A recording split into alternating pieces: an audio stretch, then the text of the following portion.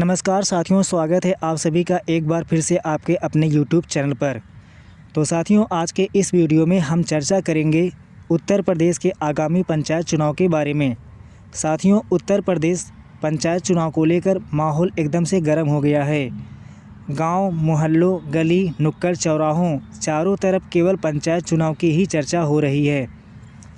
लेकिन साथियों, अभी पंचायत चुनाव को लेकर स्थितियाँ स्पष्ट नहीं हो पाई हैं। साथियों, अभी उत्तर प्रदेश के पंचायती राज विभाग की तरफ से कोई भी गाइडलाइन जारी नहीं की गई है चुनाव को लेकर के। साथियों, आखिर पंचायत चुनाव में देरी का कारण क्या है? आखिर अभी तक स्थितियां स्पष्ट क्यों नहीं हो पा रही हैं?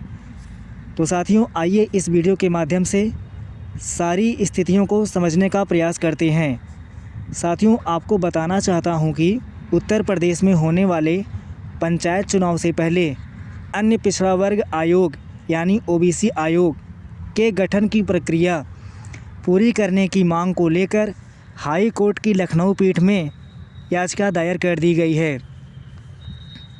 जी हां साथियों, हाई कोर्ट के लखनऊ पीठ में एक याचिका दायर कर दी गई है। साथियों, यह याचिका स्थानीय अधिवक्ता मोतीलाल यादव द्वारा दायर की गई है।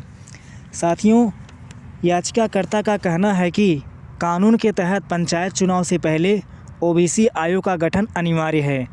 साथियों, आयोग का गठन इसलिए भी ज़रूरी है क्योंकि पंचायत चुनाव में ओबीसी वर्गों के लिए सीटों का आरक्षण आयोग की सिफारिशों के आधार पर तय किया जाता है। साथियों, आपको बताना चाहता हूं कि बिना आयोग के गठन के आरक्षण तय करना न केवल नियमों के खिलाफ होगा, बल्कि इससे भविष्य में चुनाव की वैधता पे भी सवाल उठ सकते हैं। तो साथियों, इस मामले को गंभीरता से देखते हुए हाई कोर्ट की लखनऊ पीठ में जनहित याचिका की सुनवाई 4 फरवरी को होगी। साथियों, यह आदेश मुख्य न्यायमूर्ति जसप्रीत सिंह की खंडपीठ ने गुरुवार को प्रेषित किया था। और साथियों, वहीं दूसरी तरफ राज्य निर्वाचन आयोग पंचायत चुनाव को लेकर अपनी तैयारियों में तेज़ी से जुटा हुआ है। साथियों, आयोग ने जिलों में मतपत्र भेजने की प्रक्रिया प्रारंभ कर दी है। साथियों, प्रदेश के सभी जिलों में करीब 60 करोड़ मतपत्र भेजे जाने के लिए तैयार हो चुके हैं। साथियों, आपको बताना चाहता हूं कि मतपत्रों को छापने और उनको समय पर ज़िला तक पहुंचाने में काफ़ी समय लगता है। इसी वजह से यह प्रक्रिया सबसे पहले शुरू कर दी गई है। साथियों, राज्य निर्वाचन आयोग उत्तर प्रदेश मतदाता सूची में पुनरीक्षण का कार्य भी कर रहा है। साथियों, आयोग के कार्यक्रम के अनुसार 28 मार्च को अंतिम मतदाता सूची जारी की जाएगी। हालांकि साथियों, अभी राज्य में समर्पित पिछड़ा वर्ग आयोग का गठन नहीं किया गया है। ऐसे में पंचायत चुनाव अपने तय समय पर हो पाएंगे या नहीं, इस पर भी संशय बना हुआ है। साथियों, निर्वाचन आयोग के अधिकारियों का कहना है कि वे चुनाव कराने से जुड़ी सभी तकनीकी और प्रशासनिक तैयारियां करने में जुटे हुए हैं। जैसे ही ओबीसी आयोग का गठन होगा और उसकी रिपोर्ट सामने आएगी, उसके बाद चुनाव की तारीखों की घोषणा कर दी जाएगी। तो साथियों, साथियों, आपको एक बात बताना चाहता हूँ।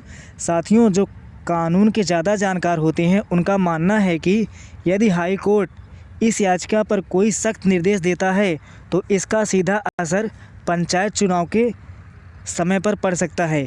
यानी अगर हाई कोर्ट की लखनऊ खंडपीठ यह आदेश देता है कि बिना अन्य पिछड़ा वर्ग आयोग के गठन के बाद आप पंचायत चुनाव नहीं करवा सकते हैं, तो साथियों श्योर है कि पंचायत चुनाव में समय लगना निश्चित होगा।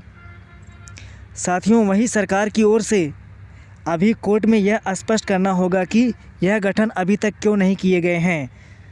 साथियों, सरकार को भी हलफनामा लगाना होगा कोर्ट में कि आखिर ओबीसी आयोग का गठन अभी तक क्यों नहीं हो पाया है। साथियों, कुल मिलाकर ओबीसी आयोग के गठन का मुद्दा अब कोर्ट के जांच में पहुंच चुका है। साथियों, 4 फरवरी को होने वाली सुनवाई यह तय करेगी कि प्रदेश में पंचायत चुनाव तय समय पर होंगे या फिर इस प्रक्रिया में देरी मानी जाएगी। यानी साथियों, पंचायत चुनाव पर अब सारी स्थितियां 4 फरवरी के बाद ही कंफर्म हो पाएगी कि पंचायत चुनाव अपने तय समय पर होंगे या इसमें और देरी होगी। तो साथियों, अब ये सारी स्थितियां 4 फरवरी के बाद ही स्पष्ट हो पाएगी।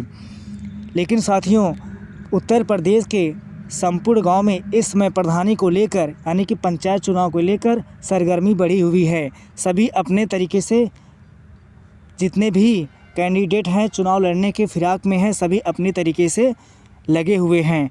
तो उन लोगों से मैं यही कहना चाहता हूं कि 4 फरवरी के बाद पंचायत चुनाव को लेकर आप लोगों को कुछ न कुछ ज़रूर अच्छा सुनने को मिलेगा।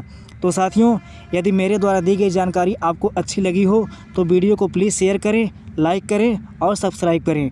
तो साथियों, आज के लिए बस इतना ही। मिलते हैं नेक्स्ट वीडियो में, तब तक के लिए धन्यवाद।